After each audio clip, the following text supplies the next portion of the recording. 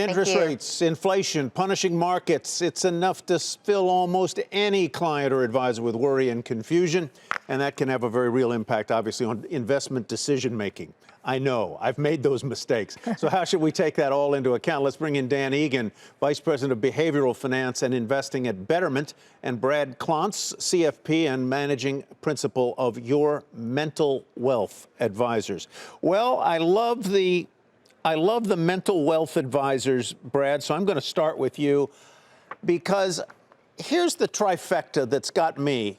Number one, I feel a lot less wealthy than I did 6 months ago. I know that I'm paying a lot more for my staples and things than I did 6 months ago.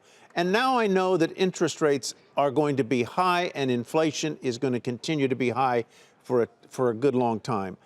How do I emotionally work my way through that triple threat of issues so that I don't, working with my advisors, so that I don't make mistakes?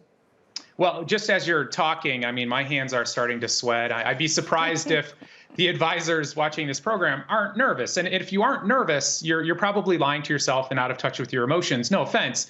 This is what's happening to all of us. And what happens when we get really stressed is psychologically, our survival brain kicks in. And one of the things that happens is our frame of reference gets much more narrow. And this is a survival technique, right? It's to look around, how can I survive this latest threat? And so what we have to do is, as we're calming ourselves, is to try to expand that frame of reference, looking at, for example, a much longer Dow chart. Like, once you stretch that out over about 10 years or 20 or 50 years, I'll feel a lot calmer than looking at what happened Monday, Tuesday, Wednesday, Thursday of this week. That is one of the things we need to do for ourselves and our clients. And we're not immune to this stress. A study we did back in the last Great Recession, 90% of the financial advisors that we surveyed had symptoms of post-traumatic stress themselves. And so we are certainly not immune to this. Many of us are managing the money of the people that we love, we care about, not just our own money, our family, our friends. And so I think, first of all, we have to be able to calm ourselves by widening out that frame of reference to give us, to let us think more clearly. Dan, does it make sense to share that with clients, that you're not alone? We're feeling the same way. I have a family. I'm dealing with some of the same issues that you're dealing with, but this is how we're approaching it. How honest can you be as an advisor about your own emotions and what we're dealing with? You're all human. Absolutely. I think, people come to you both for your expertise, but also your trustworthiness. And so being honest about the anxieties that you're facing, that you get through them as well, that actually inspires a lot more confidence than trying to deny what's going on right now. That said, I would say that don't necessarily assume that your clients, who might have more focus on what's going on in their lives, are as in touch with the markets and what's happening as you are. You're probably even more stressed than your clients because you're living this. Some things that we're seeing very, very low levels of any kind of defensive or stress movement amongst our client base. If you took 10,000 Betterment clients, you'd see about 2 doing something defensive over the course of the past week. If anything, they're logging in at lower rates. This is a very common coping mechanism called the ostrich effect, which is that if you know something's going to make you feel bad, you don't look at it. And that's actually quite helpful.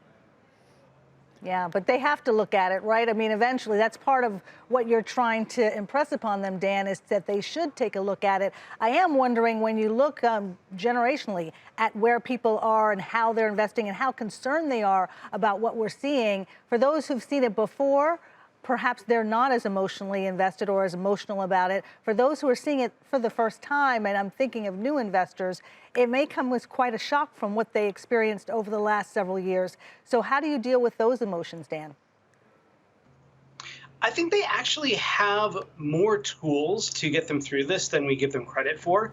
A couple of things that newer investors over the course of the past decade have benefited from. There have been numerous downturns that were 20% plus that they got into the habit of saying, well, it'll go down, but it'll come back up again. I've got time to recover. That mental model will do well for them in this setting. There's a lot more support, either being honest about how you're doing or online groups that can say, yeah, everybody's going through this. You are not alone in it. So while I think that the inflation is going to be new and scary, it's not necessarily true that it's here to stay for a very long time. It's the money in the 2 to 5 year period that would be causing stress. And I think if it's less than 2 years, inflation doesn't have long to bite. And if you're looking at 5 years plus, inflation might not matter as much. Those 2 to 5 year goals, your standard sort of house down payment goal, those are the individuals who I think are facing a very stressful environment right now. Brad, why do we tend to make bad decisions at times of high financial stress, and how can advisors and clients avoid it? Yeah, I mean, bottom line is when we become emotionally charged, we become rationally challenged. Your prefrontal cortex thinking, planning brain will shut off because you get into survival mode. This is just how we're all wired. And the way around that is to take a broader perspective and to find strategies to calm yourself down. It sounds pretty trite, but taking some deep breaths. It's one of the roles we play for our clients too, is sort of a stopgap between that emotion to run when everyone else is running. This is a very human experience, right? Everyone was a swashbuckling risk taker about a year ago, and now everybody's a scared little rabbit, running to go hide in the bushes. This is just how humanity operates. And so trying to avoid some of that catastrophic thinking and the type of thinking that just pops into your mind, oh no, markets will never recover, this time it's different.